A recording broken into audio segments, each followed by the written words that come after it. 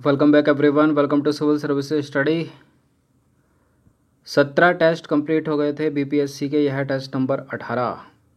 इस पूरी की पूरी टेस्ट सीरीज़ की प्लेलिस्ट का लिंक डिस्क्रिप्शन बॉक्स में मिल जाएगा, वहां पर आप टेस्ट नंबर 1 से लेकर 18 तक पहुंच सकते हो। तो चलिए स्टार्ट करते हैं। समय कम है, 27 दिसंबर को एग्ज़ाम है। आज जो टेस्ट था वो था ज्योग्राफी का, और ये है पॉलिटी, राजनीतिक व्यवस्था। ठीक है, तो क्वेश्चन नंबर 1 पर आ जाइए। किस अधिनियम के तहत कलकत्ता में एक सर्वोच्च न्यायालय की स्थापना की गई? रेगुलेटिंग एक्ट 1773, भारत सरकार अधिनियम 1935, चार्टर अधिनियम 1813 या भारत परिषद अधिनियम 1861, या फिर इनमें से कोई नहीं कोई और उत्तर है ई। कलकत्ता में एक सर्वोच्च न्यायालय की स्थापना का प्रावधान 1773 के रेगुलेटिंग एक्ट में किया गया, और बना कब वो? अगले साल 1774। ए है इसका आंसर। तो रेगुलेटिंग एक्ट 1773 के द्वारा भारत में एक सर्वोच्च न्यायालय की स्थापना करने संबंधी प्रावधान किया गया था। इसकी स्थापना हुई थी अगले वर्ष यानी 1774 में कलकत्ता में। इस सर्वोच्च न्यायालय में एक मुख्य न्यायाधीश एवं 3 अन्य न्यायाधीश थे। सर एलिजा इम्पे को मुख्य न्यायाधीश बनाया गया था, और यह प्रश्न इस बार यूपीएससी सिविल सेवा में पूछा गया था। क्वेश्चन नंबर 2 पर आ जाइए। किस अधिनियम के तहत बंगाल के गवर्नर जनरल की सहायता करने के लिए 4 सदस्यीय एक कार्यकारी परिषद की स्थापना की गई? बताइए, किस अधिनियम के तहत बंगाल के गवर्नर जनरल की सहायता करने के लिए 4 सदस्यीय एक कार्यकारी परिषद की स्थापना की गई? 1853 का चार्टर नहीं है, क्रिप्स मिशन 1942 नहीं है, भारत सरकार अधिनियम 1935 भी नहीं है। इसका उत्तर भी रेगुलेटिंग एक्ट 1773 ही है, डी। तो बंगाल के गवर्नर जनरल की सहायता करने के लिए रेगुलेटिंग एक्ट 1773 में 4 सदस्यीय एक कार्यकारी परिषद की स्थापना की गई थी। इस अधिनियम द्वारा इसकी सदस्य संख्या 4 से घटाकर 3 कर दी गई। ठीक है, निम्नलिखित में से कौन सा चार्टर अधिनियम नहीं है? 1813 का चार्टर अधिनियम के बारे में आपने सुना होगा, 1833 का चार्टर, 1853 का चार्टर, 1793 का भी चार्टर है। टोटल 4 चार्टर हुए, और बिल्कुल चारों के चारों ये चार्टर हैं, और एक चार्टर से दूसरे चार्टर के बीच में जो गैप था वो 20 वर्ष का था। ठीक है, तो ये तो सारे के सारे सही हैं। तो इसका आंसर क्या हो जाएगा? उपरोक्त में से कोई नहीं, ई लगाएंगे हम इसमें। तो उपरोक्त सभी अधिनियम चार्टर अधिनियम के नाम से जाने जाते हैं। 1786 से लेकर 1857 के बीच ब्रिटिश संसद ने कंपनी के मामलों में 4 प्रमुख चार्टर अधिनियम पारित किए। उपरोक्त चार्टर अधिनियम 20-20 वर्ष के अंतराल पर पारित किए गए। इन्हें चार्टर अधिनियम इसलिए कहा जाता है क्योंकि इन अधिनियमों के द्वारा कंपनी की आज्ञा पत्र अवधि बढ़ाने के साथ साथ कंपनी के अधिकार, कंपनी एवं सरकार के बीच संबंध, कंपनी के भारतीय प्रशासन में समय समय पर महत्वपूर्ण बदलाव किए गए। तो चारों के चारों चार्टर हैं, 53 का, 33 का, 13 का और 1793 का भी। क्वेश्चन नंबर 4 है। कौन सा प्रावधान भारत शासन अधिनियम 1935 में नहीं था? प्रांतों में द्वैध शासन, संघीय व्यवस्था, संघीय न्यायपालिका की स्थापना, भारतीय रिजर्व बैंक की स्थापना। भारतीय रिजर्व बैंक की स्थापना था, संघीय न्यायपालिका की स्थापना भी था, संघीय व्यवस्था भी था। प्रांतों में द्वैध शासन को समाप्त कर दिया गया था, केंद्र में किया गया था ना, गलत है पहला वाला स्टेटमेंट, पहला नहीं है। तो विकल्प ए सत्य है, क्योंकि भारत सरकार अधिनियम 1935 के द्वारा प्रांतों में द्वैध शासन व्यवस्था समाप्त करके केंद्र में द्वैध शासन व्यवस्था की स्थापना की गई। केंद्रीय विषयों को आरक्षित एवं हस्तांतरित भागों में विभाजित कर दिया गया था। ठीक है, प्रश्न क्रमांक संख्या 5 है। संविधान सभा के विषय में निम्नलिखित में से कौन सा विकल्प असत्य है? इसकी रचना कैबिनेट मिशन के प्रस्ताव पर आधारित थी। इसके सदस्यों का चुनाव सीमित मताधिकार के आधार पर किया गया था। इसके सदस्यों का निर्वाचन सार्वभौमिक वयस्क मताधिकार के आधार पर किया गया। यह एक बहुदलीय निकाय थी संविधान सभा। बिल्कुल, बहुत सारे दल थे इसमें, बहुदलीय निकाय थी। Correct, D. कैबिनेट मिशन के प्रस्ताव पर आधारित थी संविधान सभा। इसके सदस्यों का चुनाव सीमित मताधिकार के आधार पर किया गया। सार्वभौमिक वयस्क मताधिकार की बात नहीं हुई थी इसमें, गलत है सी।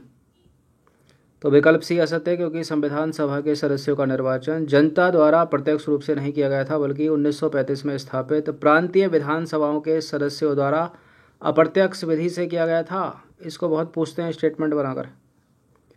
इनमें से कौन सा कथन असत्य है? संविधान सभा द्वारा राष्ट्रीय ध्वज के प्रारूप को 22 जुलाई 1947 को अपनाया गया। राष्ट्रीय ध्वज के बीच चक्र में कुल 24 तिलियां हैं। राष्ट्रीय ध्वज की लंबाई और चौड़ाई का अनुपात 3:2 है। भारतीय संविधान के निर्माण होने तक संविधान सभा की कुल 11 बैठकें आयोजित की गई। कोई गलत है क्या इसमें? कोई गलत है क्या इसमें? कोई गलत नहीं है, सारे के सारे सही हैं। अगर यहाँ 3:4 होता तो गलत हो जाता। 3:2 है ना, 3 हो गई लंबाई और 2 हो गई चौड़ाई। इसका उत्तर है ई। उपरोक्त में से कोई भी गलत नहीं है, सारे के सारे सही हैं, तो ई है आंसर।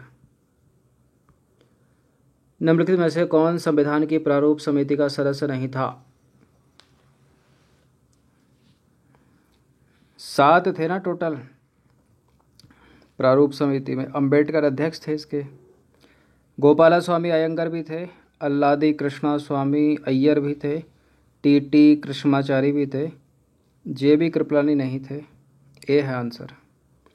तो संविधान प्रारूप समिति का गठन हुआ था 29 अगस्त 1947 में, जिसमें अध्यक्ष सहित निम्नलिखित 7 सदस्य थे। ठीक है, डॉक्टर भीमराव अंबेडकर सबसे पहले अध्यक्ष थे, एन गोपाला स्वामी अयंगर थे, अल्लादी कृष्णा स्वामी अय्यर थे, डॉक्टर के.एम. मुंशी थे, सैयद मोहम्मद सादुल्ला थे, एन माधव राव थे लेकिन बी.एल. मित्रा के स्थान पर थे, टी कृष्णाचारी थे डी.पी. खेतान की मृत्यु के पश्चात। ठीक है, तो इनको भी याद रखिए। बी.एल. मित्रा के स्थान पर कौन आए? एन माधव राव। और टी.पी. खेतान की मृत्यु हो गई तो उसके पश्चात कौन आए? टी कृष्णाचारी। जो नहीं है तो वो हैं जे.बी. कृपलानी।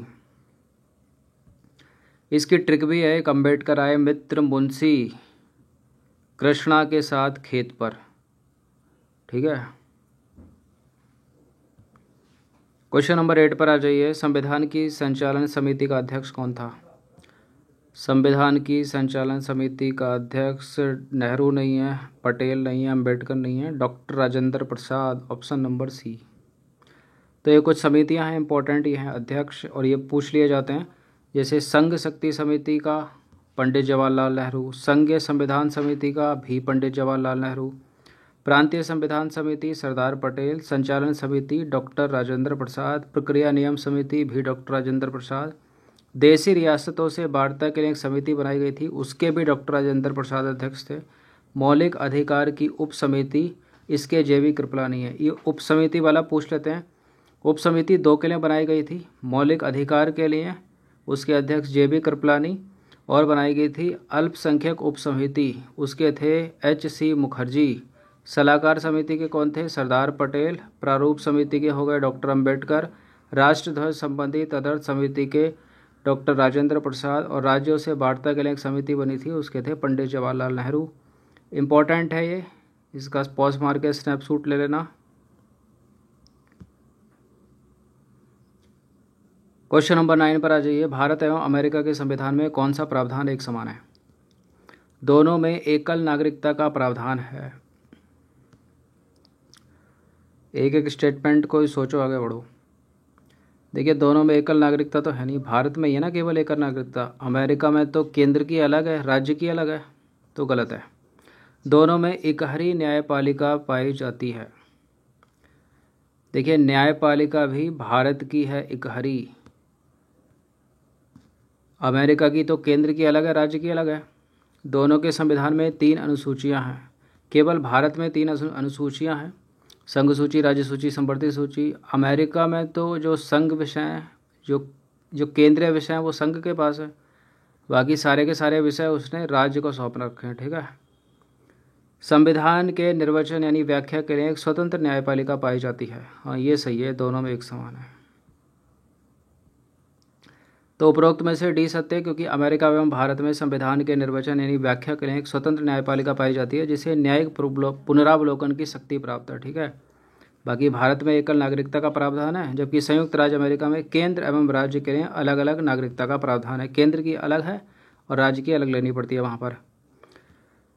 जैसे फॉर एग्जांपल के तौर पर अगर सेंट्रल गवर्नमेंट ने आधार निकाल रखा है तो एक आधार हो गया केंद्र सरकार का, एक अपने स्टेट का, कोई यूपी, कोई बिहार, कोई उत्तराखंड, इस तरह से अपना अलग अलग। ऐसा नहीं है। ठीक है, भारत में एक ही न्यायपालिका है, जबकि अमेरिका में न्यायपालिका की द्वैधता है।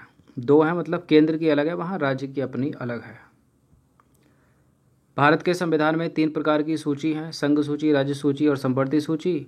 अगर अमेरिका में बात करें तो अमेरिका में संघ से संबंधित विषयों को लिख दिया गया है, ठीक है, संघ से संबंधित विषयों को लिख दिया गया है, और बाकी के जो शेष शक्ति है वो राज्यों को अमेरिका में सौंप दी गई है। भारत में जो अवशिष्ट शक्तियाँ हैं वो केंद्र के पास हैं और अमेरिका में जो है राज्यों के पास हैं, तो दोनों अलग अलग हो गया, ठीक है।